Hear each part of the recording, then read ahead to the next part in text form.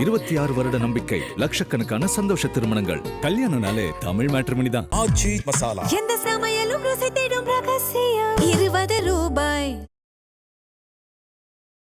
குரு பகவான் நம்மளுடைய ஜாதகத்தில் கெட்டுட்டாரு, இல்லை நமக்கு அதுக்கான ஏதாவது தோஷம் இருக்குது அப்படின்னு சொன்னால் அது எப்படியான தாக்கங்களை தரும் வாழ்க்கையில்? இந்த குரு பார்க்க கோடி நன்மைன்னு சொல்லுவாங்க. குரு இருக்கிற இடத்த விட என்னால் பேர்ச்சம்பழம் கொடுக்க முடியாது, கோயிலுக்கு போக முடியாதுங்கிறவங்க வில்வ இலையால் சிவனுக்கு தொடர்ந்து ருத்ர திருஷதி. எனக்கு கல்யாணம் ஆகலைங்க அப்படிங்கும்போது விரலி மஞ்சள், பச்சை கற்பூரம், அது மட்டும் இல்லாது பார்த்தீங்கன்னா உங்களுக்கு திட்டை, ஆலங்குடி இந்த மாதிரி கோயில்களில் மஞ்சள் வஸ்திரம் சாத்தி குருவை போய் தம்பதியராக பார்க்கணும். அதாவது தொழில் சரியில்லாதவங்க, திருமணத்துக்கு இல்லை, எனக்கு கல்யாணம் ஆகலைங்க நான் எப்படிங்க. ஓவர் தண்ணி பழக்கம், இந்த போதை அடிமைகள்லாம் இது ரெண்டுமே சேர்ந்து கிடம்போது ஒரு ஜாதகத்தில் நடக்கும். அதே போல் தான் அந்த சுக்கிரன் அப்போ கெட்டு போச்சுன்னா திருமணம் ஆகாதது, சில பூர்வ ஜென்மத்தில் பெண் சாபம் இருக்கிறவங்களுக்கு துணியில் வச்சு மடித்து, இப்போ மனைவினா கணவன், கணவன்னா மனைவி, அவங்க பேரை ஒரு பச்சை இங்கில் பேப்பரில் எழுதி அந்த துணிக்குள்ளே வச்சு தலைமாட்டில் வச்சு படுக்கும்போது அவங்க கணவன் மனைவிக்குள்ளே இருக்கக்கூடிய. அதே போல் பார்த்திங்கன்னா லக்ஷ்மி நரசிம்மர், முருகப்பெருமானையுமே முந்திரியை முத நாளே ஊற வச்சு அந்த முந்திரியை மாலையாக கட்டி அந்த முந்திரி மாலை போட்டு காலபைரவருக்கு உங்கள் பேருக்கு அர்ச்சனை பண்ணும்போது சனி திசையிலையோ 7.5 சனிலையோ எதிரிகள், தொழில், இந்த உடல் ரீதியான பாதிப்புகள் எல்லாமே உங்களுக்கு கண்டிப்பாக விலகும். இதே மாற்று மதத்தினருக்கு அப்படின்னா ஐபிசி பக்தி நேயர்களுக்கு இனிமையான இந்நேரத்து வணக்கங்கள். இன்று நம்மோடு தவத்திரு அறம்மிகு அடிகளார் ஐயா அவர்கள் இணைஞ்சிருக்காங்க. நிறைய விஷயங்கள் ஐயா கிட்ட கேட்டு தெரிஞ்சுக்கலாம். ஐயா வணக்கம். வணக்கம். குரு பகவான் நம்மளுடைய ஜாதகத்தில் கெட்டுட்டாரு, இல்லை நமக்கு அதுக்கான ஏதாவது தோஷம் இருக்குது அப்படின்னு சொன்னால் அது எப்படியான தாக்கங்களை தரும் வாழ்க்கையில்? இந்த குரு பார்க்க கோடி நன்மைன்னு சொல்லுவாங்க. குரு இருக்கிற இடத்த விட பார்க்குற இடத்துக்கு தான் நன்மைகளை செய்வார். பொதுவாக 10ல் குரு வந்தால் பட்டம் பதவி பறிபோகும்னா, ஆனால் 10 குரு பார்த்தா பட்டம் பதவியை கொடுப்பார். அப்போ ரெண்டுத்துக்குமே வித்தியாசம் இருக்குது. அப்போ அந்த குருவை தான் ஜாதகத்தை எடுத்து இப்போ கல்யாணத்துக்கு பார்க்க போனீங்கனாலும் குரு பலன் வந்துருச்சான்னு தான் கேட்பாங்க. அப்போ அந்த குருங்கும்போது ஜாதகத்தில் நம்ம முக்கியமாக எல்லா நல்ல காரியங்களுக்கும் நம்ம குருவை பார்க்குறோம். அப்போ அந்த குரு கெட்டு போகும்போது அந்த குடும்ப வாழ்க்கை அமையிறது, நல்ல உத்தியோகங்கள் அமையிறது எல்லாமே அந்த குருவினாலே அமையும். ஏன்னா அவர் 3ல் இருக்காரா, 5ல் இருக்காரா, 9ல் இருக்காரா, இல்லை 10 வீட்டில் இருந்து எந்த வீட்டை பார்க்குறாருங்கிறத பொறுத்து தான் அந்த குருவுடைய பலன்கள் மாறும். அப்போ அந்த குரு கெட்டு போச்சுன்னா எல்லாமே தான் வரும். அதாவது கல்வியாக இருக்கட்டும், வேலைவாய்ப்பாக இருக்கட்டும், தொழிலாக இருக்கட்டும், திருமண தடைகள் எல்லாமே அந்த குருவினால் ஏற்படுது. ஏன்னா கிரகங்கள்லேயே அதை தான் குருன்னு வச்சுருக்காங்க. இப்போ நம்ம ஆன்மீகத்தில் குருங்கிறவங்க எப்படி அவர்களுடைய அனுகிரகம் வேணும்னு நினைக்கிறோமோ, அந்த தேவர்களுக்கெல்லாம் குரு அவர் பிரகஸ்பதி. அப்போ அந்த குரு நல்லா இருந்தால் தான் உங்களுக்கு எல்லா பலன்களுமே கிடைக்கும். அப்போ வீட்டில் எதை தொட்டாலும் தொடங்கலை, எதை செஞ்சாலும் நடக்கலை, நான் விவசாயம் பண்ணுறேன், விவசாயம் கெட்டுப்போகுது, அது மண்ணுக்குரிய கிரகமாக இருந்தாலும் குரு பார்வை சரியில்லைனாலும் விவசாயம்லேருந்து செய்கிற தொழிலேருந்து திருமணத்துலேருந்து எல்லாமே உங்களுக்கு மாறுபடும். அப்போ குரு பாதிக்கும் போது அப்படிங்கும்போது பார்த்திங்கன்னா நீங்கள் என்ன செய்யலாம் அப்படிங்கும்போது, பேரிச்சம்பழம் இருக்கு இல்லையா, அதாவது தட்சிணாமூர்த்திக்கு வியாழக்கிழமை அன்னைக்கு வச்சு அர்ச்சனை பண்ணி கொடுக்கலாம். என்னால் பேரிச்சம்பழம் கொடுக்க முடியாது, கோயிலுக்கு போக முடியாதுங்கிறவங்க வில்வ இலையால் சிவனுக்கு தொடர்ந்து ருத்ர திருஷதின்னு சொல்லுவாங்க. அது சிவாலயங்களில் ஆகமம் அதை படித்தவங்களுக்கெல்லாம் தெரியும். ருத்ர திருஷதின்னு இருக்குது. திங்கக்கிழமை அல்லது வியாழக்கிழமை அன்னைக்கு நீங்கள் அவங்கள்ட்ட சொல்லி என் பேருக்கு திருஷதி வில்வ இலையில் பண்ணிடுங்கன்னா, திருஷதி பண்ணி பிரசாதம் மட்டும் அனுப்பினா கூட அந்த குருனால் ஏற்படக்கூடிய பிரச்சனைகள் தீரும்.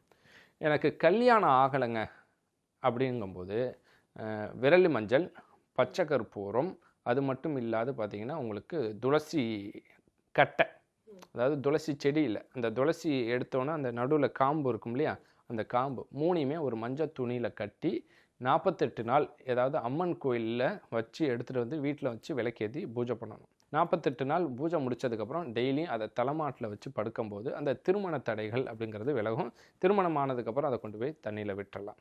இல்லை இதனால் எனக்கு தொழில் சரியில்லை அப்படிங்கிறவங்க என்ன செய்யலாம் அப்படிங்கும்போது, மஞ்சள் கலர் வஸ்திரத்தை வாங்கி திட்டை, ஆலங்குடி இந்த மாதிரி கோயில்களில் மஞ்சள் வஸ்திரம் சாத்தி குருவை போய் தம்பதியராக பார்க்கணும். அதாவது தொழில் சரியில்லாதவங்க, திருமணத்துக்கு இல்லை.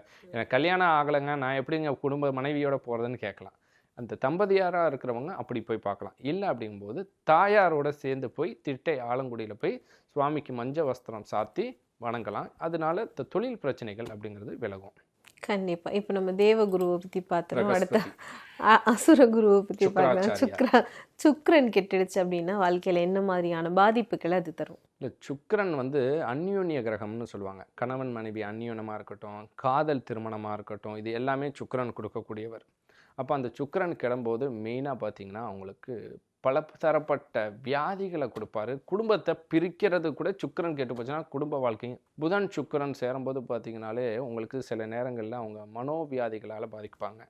ஓவர் தண்ணி பழக்கம், இந்த போதை அடிமைகள்லாம் இது ரெண்டுமே சேர்ந்து கெடும்போது ஒரு ஜாதகத்தில் நடக்கும். அதே போல் தான் அந்த சுக்கிரன் அப்போ கெட்டு போச்சுன்னா திருமணம் ஆகாதது, சில பூர்வ ஜென்மத்தில் பெண் சாபம் இருக்கிறவங்களுக்கும் சுக்கிரன் இந்த பிறவியில் கெட்டு போயிருக்கும். அப்போ அந்த பெண் சம்மந்தப்பட்ட தோஷமோ சாபமோ இருக்கிறவங்களுக்கு தான் பிறக்கும் போதே இந்த சுக்கிரன் பாதிப்படைகிறது.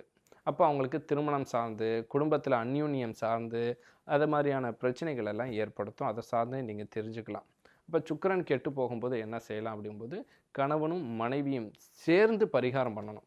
எப்படி அப்படிங்கும்போது ஒரு 8 காளி கோயிலுக்கு என்ன செய்யலாம், 8 காளி கோயிலுக்கு வாரத்திற்கு ஒரு முறையோ அல்லது மாதத்திற்கு 2 முறையோ, அது அவங்களுடைய எப்படி வேணால் வச்சுக்கலாம். பொங்கல் வைக்கிறதுக்கு அரிசி பருப்பு அந்த பொங்கல் பொருட்கள்லாம் வாங்கி கொடுத்து, ஏன்னா கணவன் மனைவிகளுக்குள்ளே தான் சுக்கிரனால் பிரச்சனை வரும். இல்லை அப்படின்னா திருமணம் பிரச்சனைகள் வரும். இல்லை அப்படிங்கும்போது மருத்துவ செலவுகள் அதிகமாக வரும். அப்போ அந்த 8 காளி கோயிலுக்கு பொங்கலுக்கு உண்டான பொருளை வாங்கி கொடுத்து அவங்க ஜாதகத்தை வச்சு அர்ச்சனை பண்ணி சாமியை கும்பிட்டுட்டு வந்தாங்கன்னா அது விலகும். இல்லை எனக்கு அதனால் திருமணம் ஆகலை, கணவன் மனைவி நாங்கள் பிரிஞ்சிருக்கோம் அப்படின்னா என்ன செய்யலாம், கணவன் மனைவியோ மனைவி கணவனையோ பிரிஞ்சிருந்தால் ஏலக்காய் பச்சை கற்பூரம் இது ரெண்டையுமே ஒரு பச்சை கலர் துணியில் வச்சு மடித்து, இப்போ மனைவினா கணவன், கணவன்னா மனைவி, அவங்க பேரை வந்து ஒரு பச்சை இங்கில் பேப்பரில் எழுதி அந்த துணிக்குள்ளே வச்சு தலைமாட்டில் வச்சு படுக்கும்போது அவங்க கணவன் மனைவிக்குள்ளே இருக்கக்கூடிய பாதிப்புகள் பிரிஞ்சிருக்கிறவங்க சேருவாங்க. இல்லை நாங்கள் வந்து ஒரே வீட்டில் இருக்கோம், சண்டை போட்டுக்கிட்டே இருக்கோம் அப்படின்னா வெள்ளிக்கிழமை காலையில் சுக்கிர ஓரையில் காலையில் 6 to 7 பெருமாள் கோயிலுக்கு போய் 2 வாழைப்பழம் துளசி கல்கண்டு மட்டும் வச்சு அர்ச்சனை பண்ணலாம். என்னால் அதுவுமே செய்ய முடியாது அப்படின்னா ஆஞ்சநேயருக்கு செந்தூரம் சாத்தி வழிபாடு பண்ணிட்டு வந்தாங்கனாலும் பிரச்சனை தீரும். இதே வந்து மாற்று மதத்தினருக்கு என்ன மாதிரியான பரிகாரங்கள்? இல்லை, அவங்க பார்த்தீங்கன்னா மாற்று மதத்தினரை பொறுத்த வரைக்கும் நான் ஏற்கனவே இந்த உப்பு சொன்னேன் இல்லையா, அந்த உப்பு வழிபாடே அவங்களுக்கு போதுமானது. அந்த உப்புல பச்சை கற்பூரம், கிராம்பு, ஏலக்காய் இது 3யுமே கலந்து அவங்க தூங்கக்கூடிய அறையில் வச்சாங்கன்னா அந்த சுக்கிரனால் குடும்பத்துக்குள்ளே ஏற்படக்கூடிய பாதிப்புகளோ அந்த வீட்டில் ஏற்படக்கூடிய பிரச்சனைகள் கண்டிப்பாக விலகும்.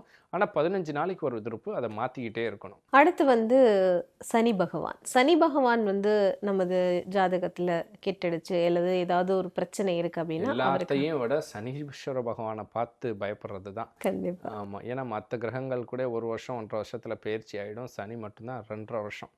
ஜாதகத்தில் 29.25 ஆண்டுகள், அதாவது 30 வருஷத்துக்கு ஒரு முறை ஒரு ஜாதகத்தில் ஒருத்தருக்கு சனீஸ்வர பகவான் வந்துக்கிட்டே இருப்பார். 7.5 சனி, விரய சனி, ஜென்ம சனி, பாத சனி அப்படின்னு, அஷ்டம சனி, அர்த்தாஷ்டம சனி, கண்டச்சனி, கண்டகச்சனி, இது எல்லாமே கிட்டத்தட்ட பார்த்திங்கன்னா வாழ்க்கையில் வந்து ஜாதகம் ஒருத்தர் பார்க்க போகிறாங்கன்னு வைங்களேன், எப்போ கேட்டாலும் எனக்கு சனி தாங்க நடக்குதுன்னு சொல்லி நான் நிறைய கேள்விப்பட்டிருக்கேன்.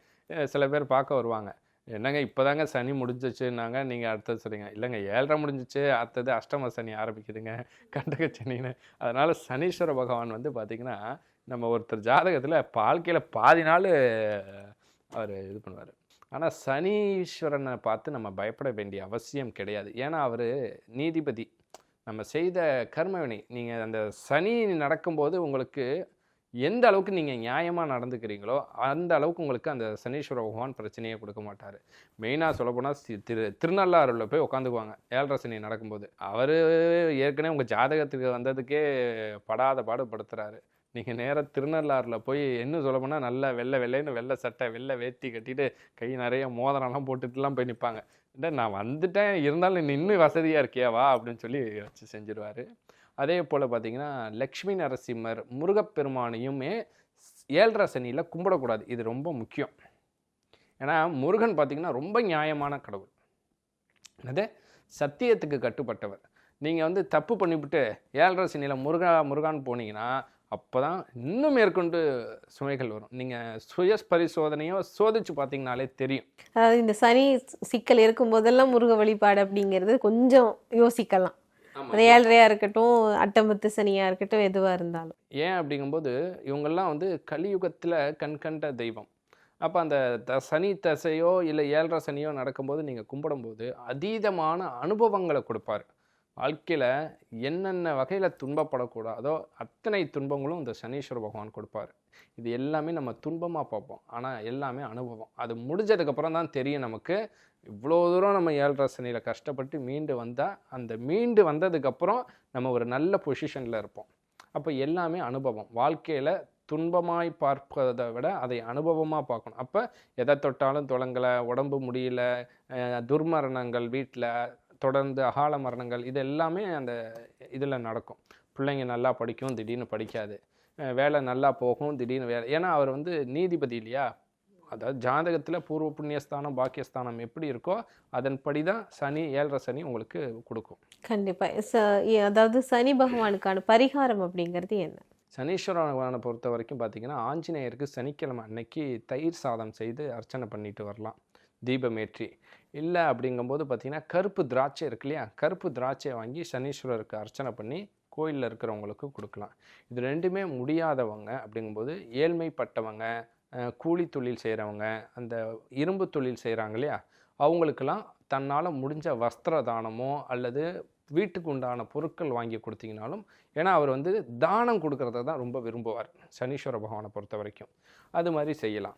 இல்லை அப்படிங்கும்போது வியாழக்கிழமை அல்லது சனிக்கிழமை புளியோதரை இல்லைன்னா மிளகு சாதம், ரெண்டில் எது வேணாலும் இருக்கலாம். இதை செஞ்சு காலபைரவருக்கு வச்சு முந்திரி மாலை போடணும். முந்திரியை வந்து நாளே ஊற வச்சு அந்த முந்திரியை மாலையாக கட்டி அந்த முந்திரி மாலை போட்டு காலபைரவருக்கு உங்கள் பேருக்கு அர்ச்சனை பண்ணும்போது சனி தசையிலையோ 7.5 சனிலையோ எதிரிகள், தொழில், இந்த உடல் ரீதியான பாதிப்புகள் எல்லாமே உங்களுக்கு கண்டிப்பாக விலகும். இதே மாற்று மதத்தினருக்கு அப்படின்னா, மாற்று மதத்தினருக்கு நான் சொன்னேன் இல்லையா உங்களுக்கு என்னன்னா கருப்பு திராட்சை. அந்த கருப்பு திராட்சையை வாங்கி இரவு நேரங்களில் நீங்கள் தூங்கக்கூடிய அறையில் வைக்கலாம். அப்படி இல்லைன்னா கருப்பு எள்ளும் ஒரு ரூபா காயின், துளசி, ஒரே ஒரு துளசினா அள்ளி வைக்க வேண்டாம், அந்த துளசி, கருப்பு எள்ளு, 1 ரூபா காயின், 3மே நீங்கள் இரவு தங்கக்கூடிய அறையில் வச்சு மறுநாள் காலையில் அந்த எள்ளை வந்து தயிர் சாதத்தில் கலந்தோ அல்லது ஊற வச்சு அந்த தயிர் சாதத்தில் கலந்து நீங்கள் சாப்பிட கொடுக்கலாம். சில பேர் சாப்பிட மாட்டாங்க, அதனால் அது பிரச்சனை கிடையாது. அது எள்ளுனாலே சனீஸ்வரன் அவங்க பிரச்சனையை நம்மக்கிட்ட கொடுத்துருவாங்களோ, நமக்கு எதுவும் ஆகிடுமோன்னு பயந்துக்கிட்டு சாப்பிட மாட்டேங்கிறாங்க. ஆனால் அதுக்கு இதுக்கும் சம்மந்தம் கிடையாது. இந்த தயிர் சாதத்தில் செய்யலாம். அப்படி அதை செய்ய முடியல அப்படிங்கும்போது பைரவர் தெரு நாய்கள் இருக்கு இல்லையா, அவங்களுக்கு அதை உப்பு போடாமல் சாப்பாடு கொடுத்தா அந்த தோஷங்கள் விலகும். இது மாதிரி செய்யலாம். கொடியோனே முருகா நீயும் வர வேணும், எம்மை தேடி வர வேணும், முருகா வரம் தர வேணும். கொடியோனே முருகா நீயும் வர வேணும், எம்மை தேடி வர வேணும், முருகா வரம் தர வேணும். 26 வருட நம்பிக்கை, லட்சக்கணக்கான சந்தோஷ திருமணங்கள். கல்யாணம்னாலே தமிழ் மேட்ரிமோனி தான். எந்த சமையலும் ருசி தேடும் ரகசியம். 20 ரூபாய்.